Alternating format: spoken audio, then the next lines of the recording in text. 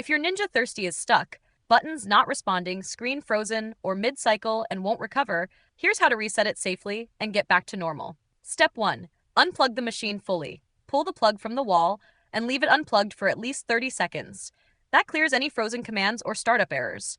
Don't just press buttons, it needs a full power break. Step 2. Check your outlet and power setup. Plug the machine back into a grounded wall outlet.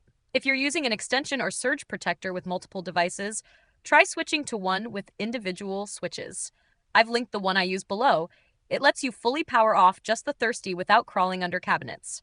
Step 3. Reseat both flavor pods. Lift the flavor carriage and remove both pods. Then reinstall them one at a time, clicking them in firmly.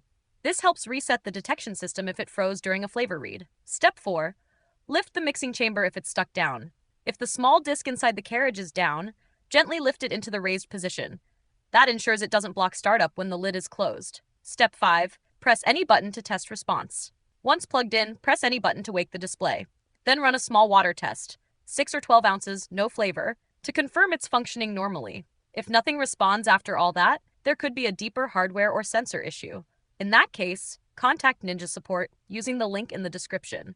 If this helped you reset your Thirsti and bring it back to life, subscribe to No Filler Fixes for more fast appliance help.